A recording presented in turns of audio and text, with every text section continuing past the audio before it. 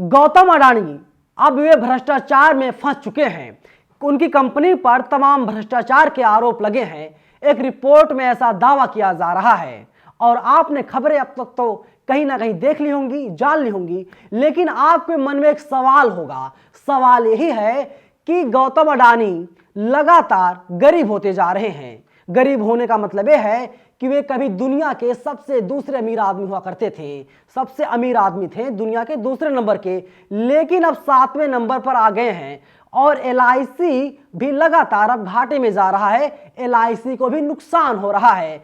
तो जो आपने पैसे जमा किए थे एलआईसी में, उन रुपयों का क्या होगा? आपने बेटी की शादी के लिए, बच्ची पढ़ाई के लिए, घर बनाने के लिए, घर खरीदने के लिए और तमाम कामों के लिए आप हर महीने एलआईसी में पैसे जमा करते थे। आपके मन में यही सवाल होगा कि अब क्या होगा, मेरे पैसों का क्या होगा?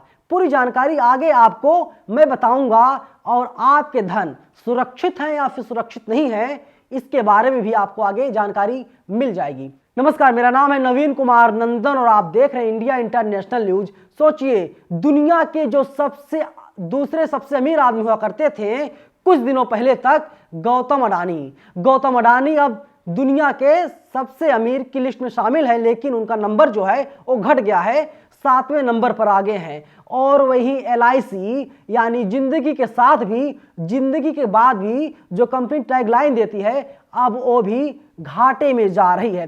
पहले मैं आपको बता देता हूं कि बीबीसी ने क्या कुछ लिख रखा है इसके बारे में। बीबीसी लिखता है, हिंडनबर्ग की अडानी को चुनौती, आप सीरियस हैं तो यूएस कोर्ट में आइए। धोखाधड़ी के आरोपों के बाद अरबों रुपयों का नुकसान झेलने पर भारतीय अरबपति गौतम अडानी ने रिसर्च कंपनी के दावों का जवाब दिया है। वहीं हिंडनबर्ग ने भी जवाब में कहा है कि वो अपनी रिपोर्ट पर पूरी तरीके से कायम है। एशिया के सबसे अमीर आदमी ने कहा कि उनके फर्म पर शेयरों में खुलेआम धांधली और अकाउंटिंग फ्रॉड करने के आरोप लगाए गए हैं, जो कि ठीक नहीं है। गौतम अडानी कंपनी अडानी ग्रुप ने अमेरिकी निवेश फर्म की रिपोर्ट को दुर्भावनापूर्ण और चुनिंदा गलत जानकारी पेश करने का गंभीर आरोप लगाया है।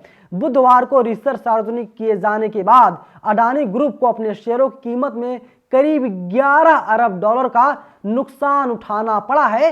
ये जो आंकड़े हैं लगातार बढ़ते जा रहे हैं और अडानी ग्रुप को लगातार नुकसान होता हुआ दिखाई दे रहा है। 88 सवाल पूछा हिंडनबर्ग ने, लेकिन वो 88 सवालों का जवाब अडानी ग्रुप नहीं दे पा रहा है।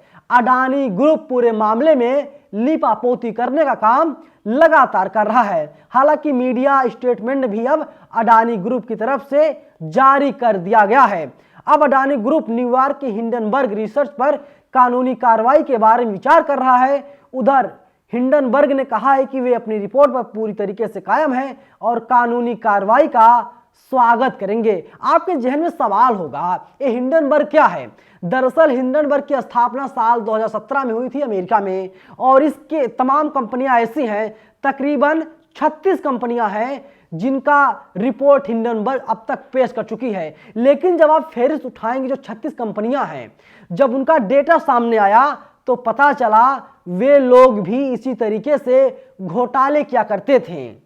निवेशकों से वे लोग लगातार इन्वेस्ट करवाने का काम करते थे, लेकिन सच था कंपनी अंदर से पूरी तरीके से खोखली थी। 5 साल पहले गौतम अडानी की जो कुल संपत्ति थी 20 बिलियन थी, लेकिन अब जो उनकी संपत्ति 120 बिलियन हो गई है। वैसे भी गौतम अडानी लगातार सवालों का सामना करते रहते हैं। मैं बात कर रहा हूं राहुल गांधी का। राहुल गांधी लगातार गौतम अडानी और अनिल अंबानी के ऊपर आरोप लगाते रहे हैं और राहुल गांधी के मुताबिक जितना भी प्रॉफिट हुआ है अडानी ग्रुप को, सिर्फ और सिर्फ नरेंद्र मोदी जी की देन है। लेकिन जो मैंने पहले कहा था, आपके जहन में सवाल यही होगा कि जो आपका पैसा है, जो एलआईसी में पैसा जमा है, उन रुपयों का क्या होगा?